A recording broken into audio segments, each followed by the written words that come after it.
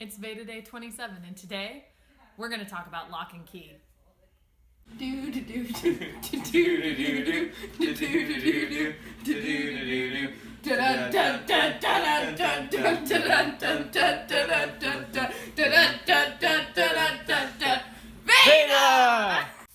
Locke and Key is a comic book series that I just finished by Joe Hill and art by Gabriel Rodriguez. There are 6 volumes. They're all beautiful, and it tells a really great story. Like, the art in here is gorgeous. Also violent. There's a lot of violence. Figured I'd talk about this a little bit the way that I talk about book reviews with Megan, which is some things that I really liked, what I would rate it, and whether or not I would recommend it. The general overview of Locke and Key, it surrounds the Locke family, hence the L-O-C-K-E, and the time they spend in Key House, so that's where the Locke and Key title comes from. So the Locke family is a mother and 3 kids, Tyler, Kinsey, and Bode, who move to Key House with their Uncle Duncan after their father dies.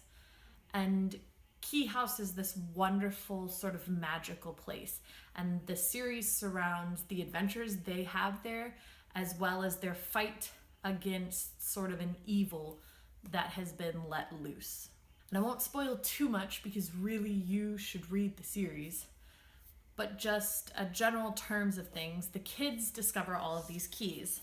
They're featured on the fronts of each of the volumes, as well as a few different places inside the volumes.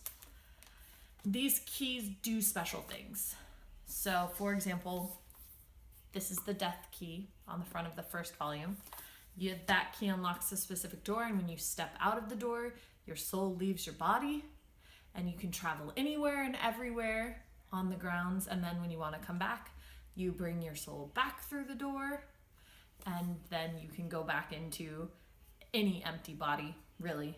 That becomes important later. And so the kids discover these keys and use them, and they're just using them to have fun because that's what kids do.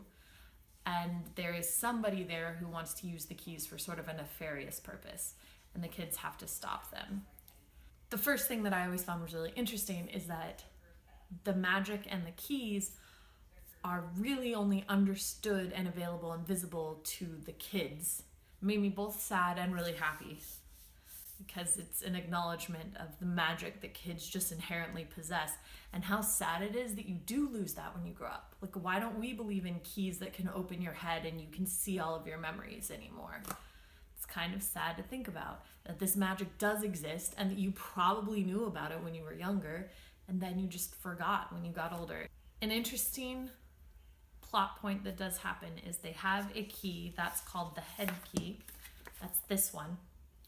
It allows you to open your head so you can see your memories and your thoughts and ideas, and you can actually put things in and take things out. So if you want to learn something really fast, you can just put the book in your head and then you know everything that's in it. And so Kinsey is tired of being scared and sad all the time, and so she takes out fear and sadness and puts them away and becomes a completely different person.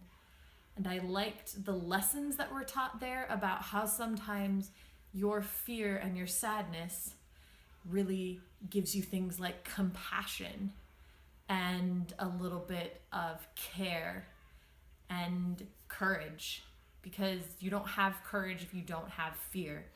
And so she learned eventually that she needed that fear and that sadness in order to be a complete person. And even though sometimes they suck, they really did make a difference, and having the fear and sadness made her a better person.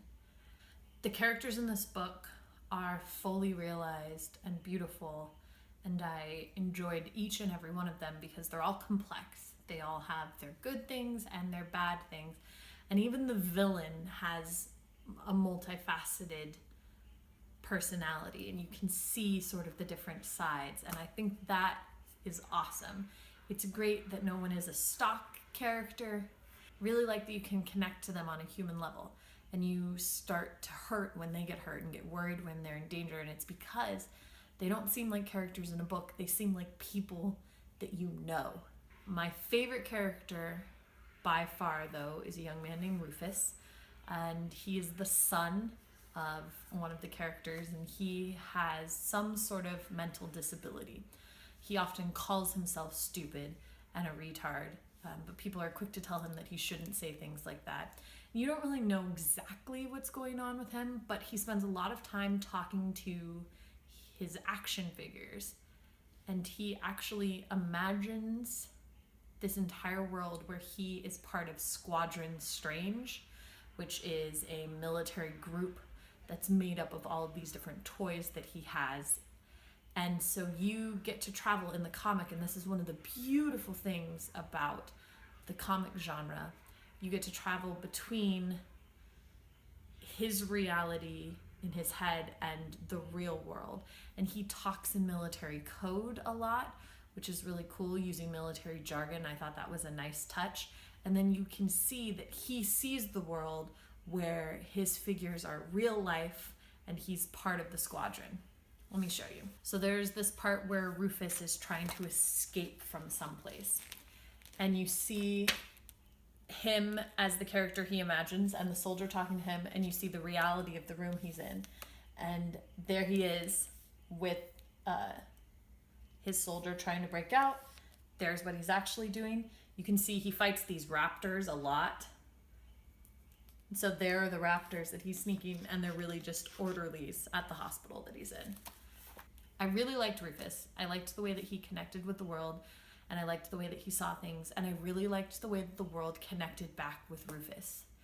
And you could tell that his mental troubles were not a detriment to him. He was kind and loving and wonderful, and actually his mental capacity made him more susceptible and more open to the magic, which made him into more of a hero in the story. And I thought that that was brilliantly done. And it really sort of brought a very different character to the forefront. And even though he wasn't one of the main characters and he wasn't there every time he was there, he knew what was going on. He'd figured stuff out. He was always working to stop the bad guy. And I thought that that was great. Obviously, the other thing that I really, really like about this book is the keys. Look at them. Look at them. I love keys. I've always loved keys. And these keys are awesome.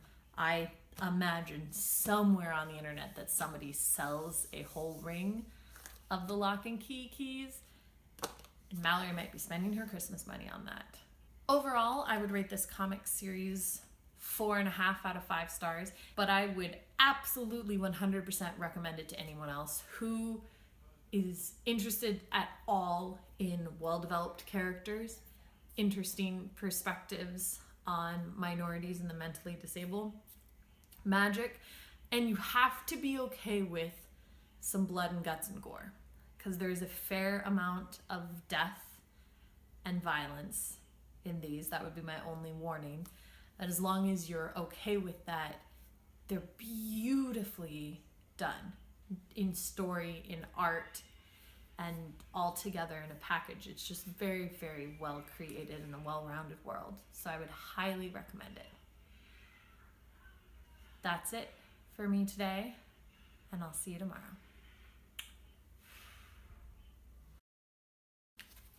But seriously, look at these keys. I want them all. Somebody must make them. Find them for me. Internet, provide me these keys.